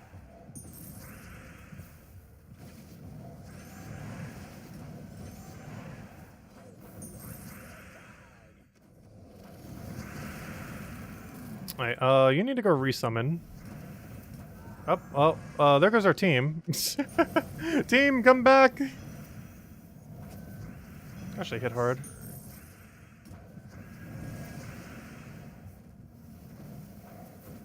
I know he's hitting the right target as well. Let's hit you. No, we didn't actually turn it. Oh, we're so dead. Because now that dies a skull. Alright, fine. We might need to go cleanse. Bring out the cleanse. That's not cleanse. This will be the... Because I don't need armor anymore. We're way past the Wayne and Tesla phase of the other thing. Let's go run that. Oh, no, that's what I want. Go to dungeon. We could finish out these two real quick. Why are you getting Sword's Edge legendaries? Probably because you don't have it. Because they added a new Sword's Edge legendary the other week with the new update. I was hoping I would find that under my offer. I haven't seen it yet.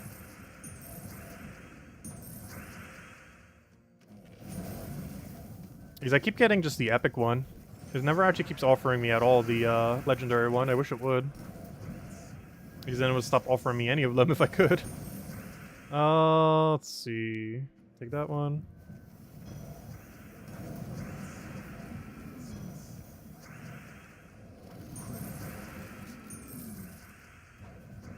Why did I do that? I could have just destroyed it. Yep, no problem. Also, are you gonna ever resummon?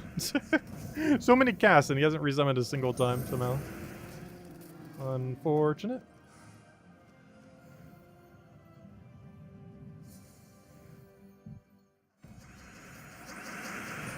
Oh, I forgot you're webbed. Because he got cleansed so early the previous battle, I kind of forgot about that. He's even a mechanic that we have to deal with every fight here.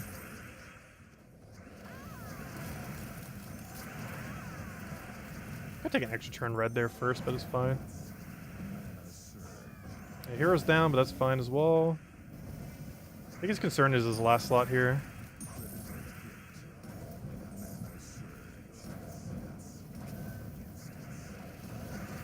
Ooh, no extra turn. That's unfortunate. And my angry mobs are blocking my angry mob and my other mana accumulator. Or my Zul'Goth, I mean. Okay, he's gonna get a summon here, and I don't think we can stop him. Luckily we did by taking his brown. Oh no, we didn't, because he still has mana. Wait, can I kill him? Yeah, Enraged Skull, even if he has dodge, which I'm not even sure if he does or not. There we go. Alright, that was kind of clunky, but... Web jinx. Though the web was more so the more annoying part. Anyways, back to normal metal things. Okay, I think the only other thing we have to go do then is get our crowns real quick. Of course, Kingdom Pass still going on for Volpacia. Slowly but surely, we are advancing on it. Coming up to being able to max troops soon. And we also get to two new things soon, both of which kind of useless. The tarot card of the Wheel of Fortune! As well as... That's still a show that's on in America, right? That show hasn't been canceled yet, through any means, I'm pretty sure. And, of course, the Vulpine Hunter, which you can actually summon off the Mythic, though it currently cannot be owned. Oh, it can be, but, you know. It can't be owned without skipping tiers or spending more money, so... We'll get it soon. I'd like to buy a Vow. Anyways, let's go run these real quick and we'll end it there, then. Run our Dust Devils. And then we would have gotten pretty much everything done. Then we'll finish up Pure Faction tomorrow for the faction. And then Sunday night will be pretty normal. Where on Earth is my team? I'm looking for Double Ironhawk. Probably the one that says Double Ironhawk. This might be the one. I keep skipping over it. Well, the one that says Double Ironhawk is probably my Double Ironhawk team. Just possibly. Well, not always. Sometimes they get overwritten. So sometimes, even if it does say the correct team, it might not be the correct team. But normally it is. Wheel of Fortune is still going. Is Jeopardy still going too? Do they still have the same time slots? Of like Jeopardy at 7 and Wheel of Fortune at 7:30 p.m. Eastern Standard Time? Because they've had that time slot for like forever. Like I was a few years old and I'm pretty sure they still had those time slots on the air.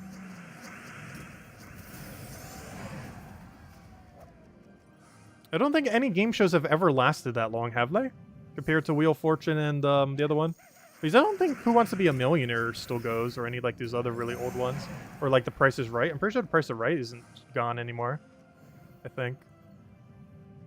But Wheel of Fortune Jeopardy's still around. Yeah, the original host for Jeopardy did die a little while back. The cancer or whatever it was. Though he was getting pretty old, wasn't he? Almost like in his 80s or 70s or something. Like late 70s, 80s.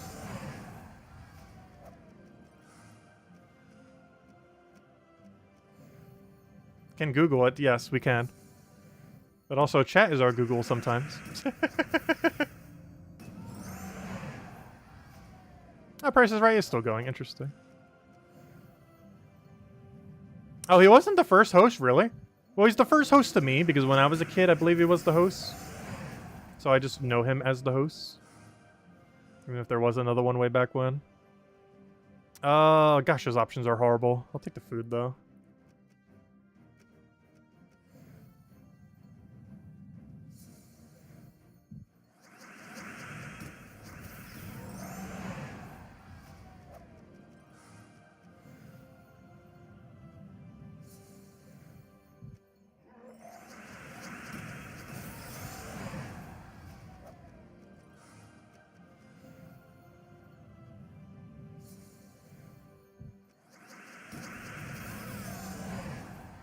I think we only need a few more of these, so we can check. I think we're halfway. Yep, we are exactly halfway. Yeah, I counted correctly for once.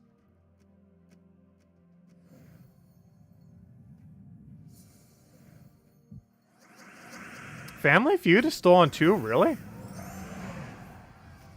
I feel like that would be one of the funniest ones these days. Like, what kind of questions do they even ask anymore? I feel like they would have to keep getting edgier and edgier, because they've already done all the generic ones. Like, how do they even keep still rendering questions without repeating past questions? Like, on things like Millionaire, Jeopardy, and stuff like that, I feel like it's a little bit easier. But the way that Family Feud is, like, formatted, I feel like there's a lot less things that can be asked, comparatively.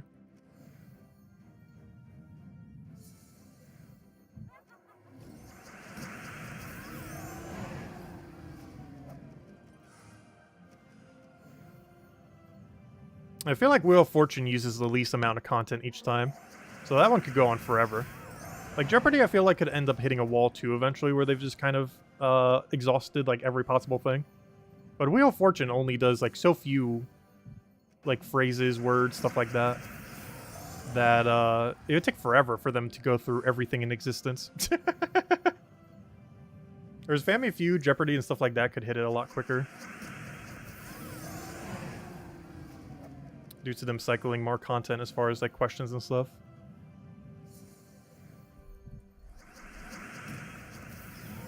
Especially Jeopardy, since, isn't a normal game, like, almost 50 questions? Merchant, in, like, 10 different categories. Ooh. Honestly, if I was an early game player, I would take the diamonds here. But, we're not an early game player, so we're taking the Nisha. That's honestly, like, the exact depiction of, like, the early game take and the end game take, because early game players would always take the diamond and would always skip the Nisha, and late game players don't need the diamonds but need the Nisha. They're both really good value, but it depends what point you are within Gems of War, and we're definitely at the Nisha point.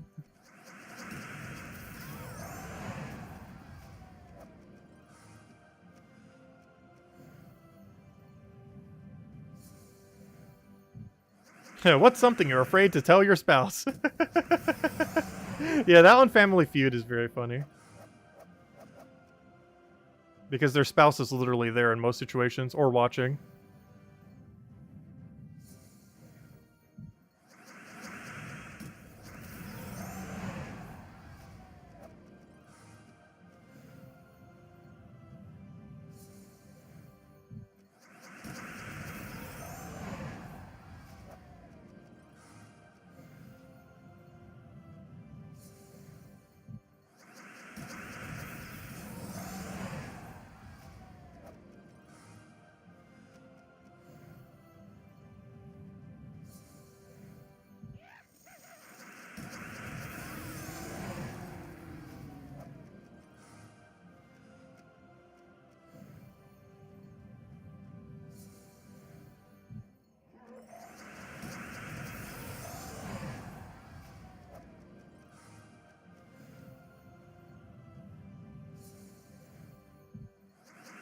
They really try to start a divorce with some of the questions. Yeah, I know. That's what I was saying, where they had to keep making it edgier and edgier. Most likely. They had to keep people's attention. Wasn't there a show like that in the past, where it was like some kind of lie detector test? Or I'm pretty sure lie detectors don't even work properly. But they caused like a huge amount of drama, and they eventually had to cancel the show because of how much drama they were causing. Due to lie detectors not being accurate. And their whole premise of the show was just to keep going like deeper and deeper with it. And eventually it would just do false positives. The lie detector thingy.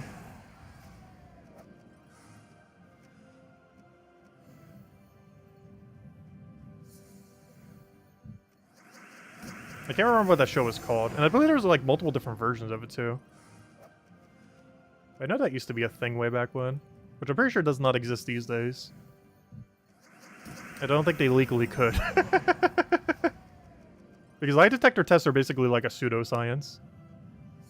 Yeah, the moment of truth. That was one of them.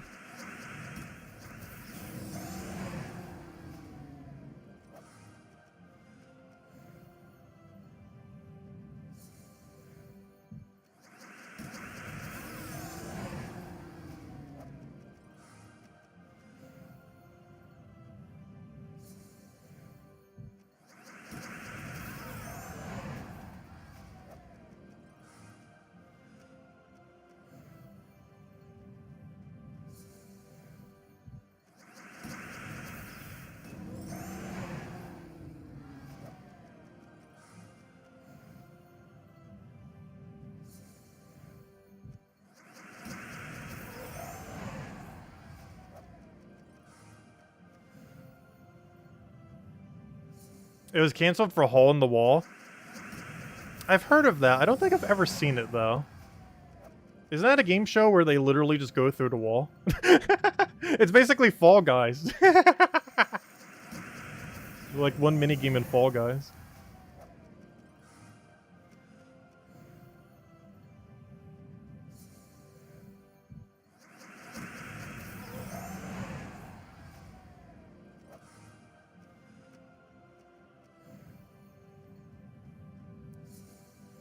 Wipeout was a pretty good one, though. Like, that was one of those, like, more obstacle course-like ones that I felt like was actually good.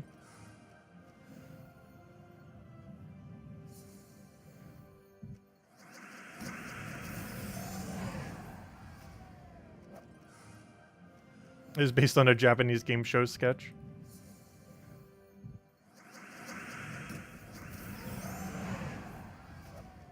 Have we gotten our crowns yet? No, Damon. Don't need that. Let's see. Yep, we got them all. There we go. Alright, well, we'll end it there then.